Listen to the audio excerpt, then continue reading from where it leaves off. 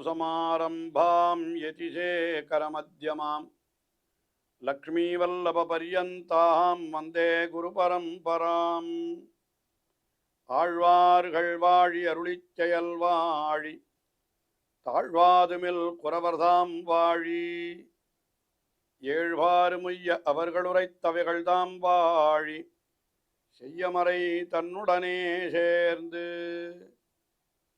அகலகில்லே நிறையுமென்ன அலர்மேல் மங்கை உரைமார்பா நிகரில் புகழாய் உலகம் உன்னுடையாய் என்னையாழ்வானே நிகரிலமரர் முனிக்கணங்கள் விரும்பும் திருவேங்கடத்தானே புகழொன்னில்லாவடியேன் உன்னடிக்கீழமர்ந்து புகுந்தேனே அகில புவன ஜன்மஸ்தேம பங்காதிலீலே வினத விவிதபூதௌராதரக்ஷைகதீக்ஷே ஸ்ருதிசிரசி விதீப்தே பிரம்மணி ஸ்ரீனிவாசே பவது மம பரஸ்மின் சேமுழி பக்திரூபா श्रीमान् वेंकटनाथार्य कवितार्किककेसरी वेदांताचार्यवर्यो मे सन्निधत्तां सदा हृदि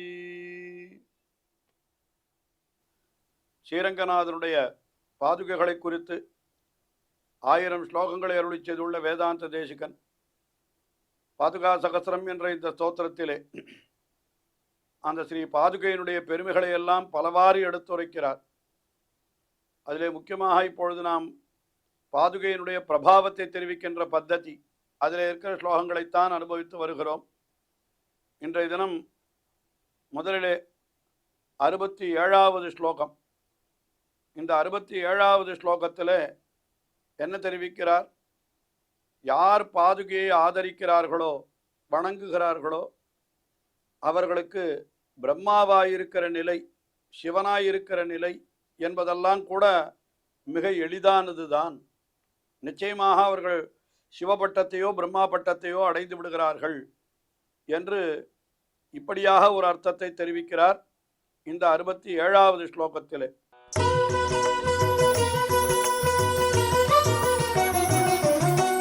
இகையே பவதீம் பஜந்தி பக்த்யா கிருதினஹ கேசவ பாதுகே நியுக்தாஹ கதயாம்பதிரோகிதம் திருத்தீயம் நயனம் த்ரீணி முகானி வா கிமேஷாம். இக ஏ பவதீம் பஜந்தி, இக இந்த லோகத்திலே, ஏ பவதீம் பக்தியா பஜந்தி, உன்னை மிகவும் பக்தியோடு பஜிக்கிறார்களோ இவர்கள் இந்த ஸ்தானங்களெல்லாம் வேணும்னு கூட இவர்கள் பஜிப்பதில்லை. பாதுகையை பஜிக்க வேண்டும், பாதுகையை துதிக்க வேண்டும் என்று அதைத்தான் வணங்குகிறார்கள். அப்படி வணங்குகிறவர்களெல்லாம் ஆறு கிருத்தினஹா, மிகவும் புண்ணியசாலிகள். அவர்கள் எதை பஜிக்கிறார்கள்? கேசவ பாதுகே, கேசவ பாதுகே, கேசி என்கிற அசுரனை அழித்தவனான அவனுடைய பாதுகை. இன்னும் கூட ஒரு அர்த்தத்திலே நாம் கொள்ளலாம். கேசவன் என்னால் ஆர், அந்த திருநாமத்திற்கு என்ன பொருள் என்று அதெல்லாம் மகாபாரதத்திலே தெரிவிக்கப்பட்டிருக்கிறது. அதாவது ருத்ரனே சொன்னதாக அப்படி ஒரு வார்த்தை சொல்லப்படுகிறது. அதாவது முதலிலே ருத்ரன் நாராயணனிடத்திலே, ஸ்ரீமன் நாராயணனிடத்திலே ஒரு வரம் கேட்டானாம். ருத்ரன் நாராயணனிடத்திலே வரம் கேட்கிறான். என்ன வரம் கேட்கிறான் என்றால், எல்லாரும் அறியும்படியாக நீர் என்னிடத்திலே ஒரு வரம் கேட்க வேண்டும், அப்பொழுதுதான் எனக்கு பெருமை ஏற்படும். ஸ்ரீமன் நாராயணனே ருத்ரனிடத்திலே வரம் கேட்டார் என்று சொன்னால் நிச்சயமான அது ருத்ரனுக்கு ஒரு பெருமையை உண்டாக்கும் அல்லவா? அதனால நீர் என்னிடத்திலே வரம் கேட்க வேண்டும் என்று சிவன் வரம் கேட்டான். உடனே நாராயணனும் அதற்கென்ன அப்படியே செய்கிறேன் என்று ஒப்புக்கொண்டு விட்டார். அது எப்பொழுது கேட்டார் என்னால், கிருஷ்ணாவதாரத்திலே இருக்கிற பொழுது அவர் ரைவதகம் என்னும் ஒரு பர்வதத்திலே எழுந்தருளியிருந்தார். அந்த பர்வதத்திலே எழுந்தருளி இருக்கிற பொழுது ஆகாச மார்க்கமாக ருத்ரனும் அவனுடைய பத்னியுமாக அப்படி ஆகாச மார்க்கமாக சென்று கொண்டிருந்தார்கள். இங்கே கண்ணன் இருப்பதை கண்டவுடனே அங்கே கீழே இறங்கி வந்தார்கள். இறங்கி வந்தவுடனே அவர்களை நன்றாக உபச்சரித்து அவர்களுக்கு ஆசனத்தை எல்லாம் அளித்து எல்லாம் பண்ணி அதற்கு பிறகு முன்ன சொன்னிருந்தார் அல்லவா, அதாவது நான் உன்னிடத்திலே வரம் கேட்கிறேன் என்று ருத்ரனுக்கு தாம் வாக்கு கொடுத்திருந்தார் அல்லவா, அந்த வாக்கை நிறைவேற்றும் விதமாக அப்பொழுது வரம் கேட்கிறார். என்ன வரம் கேட்டார் எல்லாம் சொல்லப்பட்டிருக்கிறது. அதாவது ருக்மணிக்கு பிள்ளை பிறக்க வேண்டும் என்று வரம் கேட்டார் என்று இப்படியெல்லாம் சொல்லப்பட்டிருக்கிறது. இப்படி நாராயணன், ஸ்ரீமன் நாராயணனே கிருஷ்ணாவதாரத்திலே இந்த வரத்தை கேட்டவுடனே ருத்ரன் அப்படியே உடன் நெகிழ்ந்து போய்விட்டார். அடடா, எவ்வளவு பெரிய பரதேவதை நீர்! அப்படி இருக்க நீர் என்னிடத்திலே வரம் கேட்கிறேன் என்று வாக்கு கொடுத்தது என்ன? அதை நிறைவேற்றும் விதமாக இன்றைய தினம் நீ வாக்கும் வரமும் கேட்டதென்ன என்று பார்த்து, நீர் யார் என்று சொல்லுகிற பொழுது அவன்தான் இந்த கேசவஹா என்கிற நாமத்திற்கு உண்டான விளக்கத்தை தெரிவிக்கிறதாக ஹரிவம்சத்திலே இருக்கிறது என்றும் எடுத்து காட்டுகிறார்கள். அதாவது கையித்தி பிரம்மணோ நாம ஈசோகம் சர்வதேகினாம் ஆவாம் தவாங்கே சம்பூத்தௌ தஸ்மாத் கேசவ நாமவான் என்று அவன் சொன்னதாக இந்த ஸ்லோகத்தை ஆதிசங்கர பகவத் பாதரும் எடுத்து காட்டுகிறார், பராசர பட்டரும் எடுத்து காட்டுகிறார் ஸ்ரீவிஷ்ணு சஹஸ்ரநாம வியாக்கியானங்களிலே. அதில் என்ன சொல்லுகிறார்? கஹா என்று பிரம்மாவுக்கு பெயர், ஈஷஹா என்று ருத்ரனான எனக்கு பெயர். ருத்ரன் சொல்ற வார்த்தை இது. அப்போ ஆவாம் தவாங்கே சம்பூத்தௌ, நாங்கள் இரண்டு பேரும் உன்னிடத்திலிருந்து உண்டானவர்கள். ஹே பகவானே, நாராயணனே, கிருஷ்ணனே, உன்னிடத்திலிருந்து நாங்கள் இருவரும் உண்டானவர்கள்.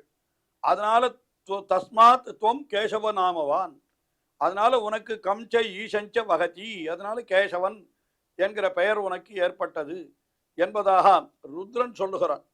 அப்போ இந்த பிரம்மருத்ரர்களுக்கெல்லாம் மூல காரணமாய் இருப்பவன் பகவான் ஸ்ரீமன் நாராயணன் தான் என்கிறது சொல்லப்படுகிறது அல்லவா. அதை கருத்திலே கொண்டு இங்கே வேதாந்த தேசிகன் இந்த பாதுகா சகஸ்ர ஸ்தோத்திரத்திலே இந்த 67வது ஸ்லோகத்திலே என்ன தெரிவிக்கிறார் என்றால், கேசவ பாதுகே நியுக்தாக கிருதினஹா ஏ பஜந்தி, அப்படிப்பட்ட கேசவனுடைய பாதுகையே உன்னை யார் மிகவும் அந்த நியுக்தாக என்னால் அந்த முறையோடு உன்னை பக்தியினால் யார் உன்னை அவர் பக்தியா நியுக்தாக, பக்தியினால் ஏவப்பட்டவர்களாய் அவர்கள் உன்னுடைய அந்த உன்னை தொழுகிறார்களோ, அந்த பாதுகையை தொழுகிறார்களோ, அவர்களுக்கு ஒரு விசேஷம். அது கொஞ்சம் ரொம்ப சாதுரியமாக மறைத்து சொல்லுகிறார். என்ன விசேஷம்? கதையாம்ப திரோஹிதம் திருத்தீயம் நயனம், அவளுக்கு என்ன மூன்றாவது கண் மறைக்கப்பட்டிருக்கிறதா? திரீணி முகா அனிவா திரோஹிதம், மற்ற மூன்று முகங்கள் மறைக்கப்பட்டிருக்கிறதா? பாதுகையே நீயே சொல்லு அப்படின்னு கேட்கிறார். அதாவது உன்னை வணங்குகிறவர்களுக்கு மூன்று கண் என்று சொல்லி இருக்கிறாளே, அந்த மூணாவது கண் எங்க காணுமே, மறைந்திருக்கிறதே. 4 தலை என்று சொல்லுகிறார்களே, அதுல 4 தலையில முதல் ஒரு தலை தானே தெரியறது, மீதி 3 தலை எங்கே இருக்கிறது அப்படின்னு கேட்கிறார். அப்படின்னா என்ன அர்த்தம்? 3 கண் என்கிறது ருத்ரனுக்கு உண்டானது, 4 தலை என்கிறது பிரம்மாவுக்கு உண்டானது. இந்த பாதுகையை வணங்குகிறவர்கள் 2 கண்களோடு ஒரு தலையோடு கூடினவனாய்த்தான் இருக்கிறார்கள் வணங்குகிற பொழுது. உடனே கேட்கிறார், உன்னை வணங்கினால் அவன் பிரம்மாவாவோ சிவனாவோ இருக்க வேண்டாமோ? இவனுக்கு 3 கண் இல்லையே, 2 கண்ணு தானே இருக்கிறது. ஒருவேளை அந்த ஒரு கண்ணு மறைந்திருக்கிறதா? ஏன் மறைந்திருக்கிறது நீ சொல்லு அப்படின்னு கேட்கிறார் பாதுகையை பார்த்து. அதே போல திரீணி முகா அனிவா திரோஹிதம், 3 தலைகள் மறைக்கப்பட்டிருக்கிறதா? ஒரு தலை தானே தெரியறது. அப்படின்னா உன்னை வணங்குகிறவன் ஒன்று பிரம்மா சிவனா இருக்கணும், இல்லை பிரம்மாவா இருக்கணும். அப்படின்னா பிரம்ம பட்டத்தை அடைவதும் சிவபட்டத்தை அடைவதும் பாதுகையை வணங்கினால்தான் கிடைக்கும் என்கிற அர்த்தத்தை இப்படி சமத்காரமாக அப்படி தெரிவிக்கிறார். நீயே சொல்லு பாதுகையே, அவர்களுக்கு 3வது கண்ணையும் மற்ற 3 தலைகளையும் ஏன் மறைந்திருக்கிறது என்கிறதுக்கு காரணத்தை நீயே சொல்லு என்பதாக இந்த ஸ்லோகத்திலே சொல்லி, இதன் மூலமாக பாதுகையை வணங்குகிறவர்கள் பிரம்ம பட்டத்தையோ சிவபட்டத்தையோ நிச்சயமாக அடைகிறார்கள் என்று அந்த கருத்தை இந்த ஸ்லோகத்திலே தெரிவித்தார். அடுத்தபடியாக 68வது ஸ்லோகம். இந்த 68வது ஸ்லோகத்தில் என்ன தெரிவிக்கிறார்? பிரம்மா முதலானவர்கள் எல்லாரும் எம்பெருமானுடைய திருவடிகளை வந்து வணங்குகிறார்கள். என்னாலே நாம் மண்ணளந்த இணைத்தாமர்கள் காண்பதற்கு என்று என்னாலும் நின்று இமையோர்களேத்தி இறைஞ்சி இனமினமாய் மெய்னா மனத்தால் வழிபாடு செய்யும் என்றெல்லாம் ஆழ்வார்கள் அருளி செய்தபடி அவ அத்த பேரும் வானவர் கோனுடும் என்று சொல்லும்படியாக எல்லாரும் வந்து அந்த எம்பெருமானுடைய பாதுகையை சேவிக்கிறார்கள். எம்பெருமானுடைய திருடிகளைத்தானே சேவிக்கிறார்கள். திருவடி வேறு பாதுகை வேறுன்னு கொள்ள வேண்டாம், சேவிக்கிறார்களாம். அப்படி சேவிக்கிற பொழுது அவர்கள் என்ன பண்ணுகிறார்கள் என்னால் இந்த பாதுகையைத்தான் தலையிலே கொள்ளுவார்களே தவிர, அதை தவிர என்ன பண்ணுவான், எம்பெருமானுடைய பாதுகையை தலைமையிலே கொள்ளுகிற பொழுது தங்களுடைய கிரீட்டத்தையும் அவர்கள் திறந்து விடுவார்கள். கிரீட்டத்தையும் திறந்து விடுகிறார்களாம். அதுபோல நாம் இங்கே கருத்தில் கொள்ள வேண்டும் இந்த ஸ்லோகத்தில் இருக்கிற அர்த்தத்தை கொண்டு. அதனால என்ன சொல்றாருன்னா, பாதுகையை தலையிலே கொள்ளுகிற பொழுது பாதுகையை தவிர வேறு எந்த பொருளையும் தலையிலே அவர்கள் கொள்ளுவதில்லை என்று அந்த விஷயத்தை தெரிவிக்கிறார்.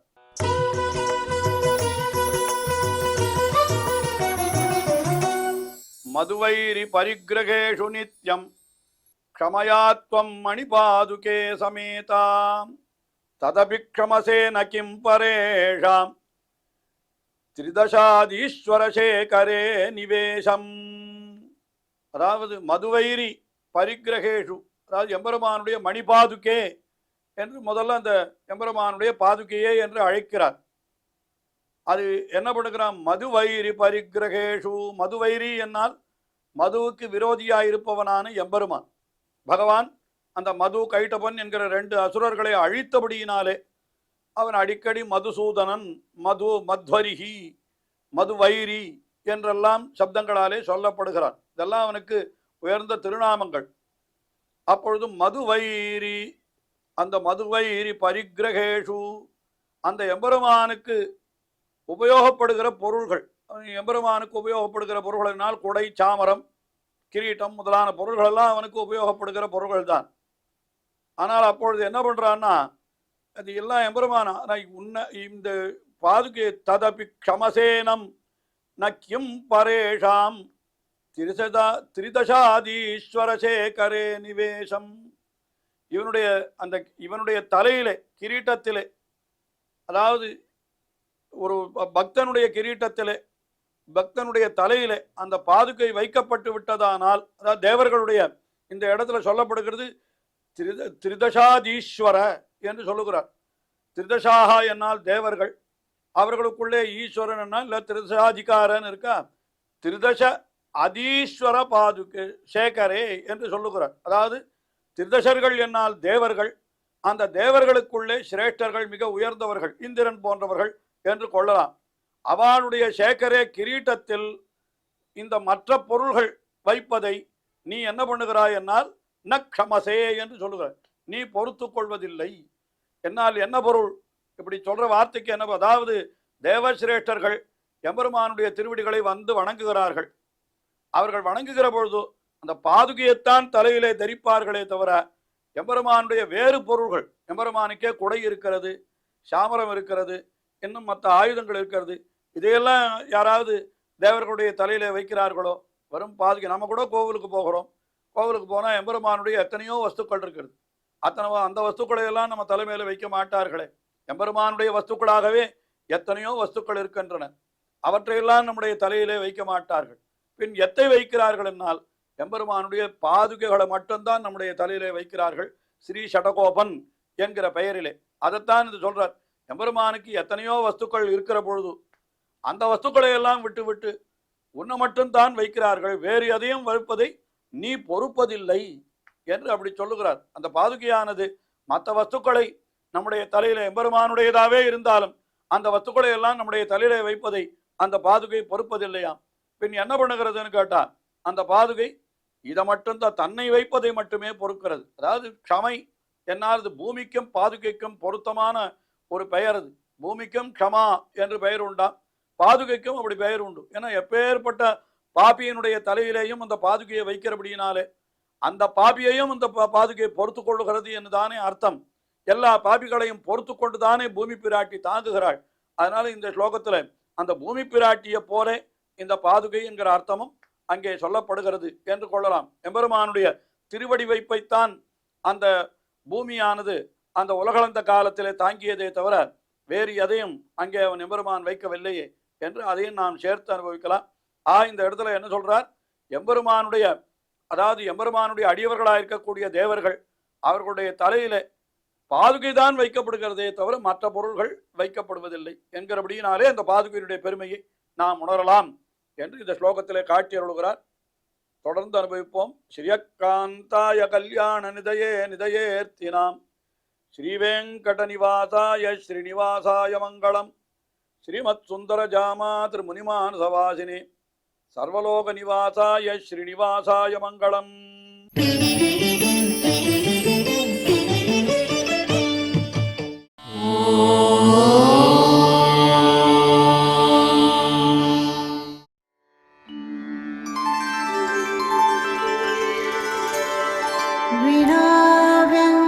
विनाव्यङ्कटेशं ननाथो ननाथः सदा व्यङ्कटेशं स्मरामि स्मरामि. हरे व्यङ्कटेश प्रसीद प्रसीद. प्रियं वेङ्कटेश प्रयच्छ प्रयच्छ.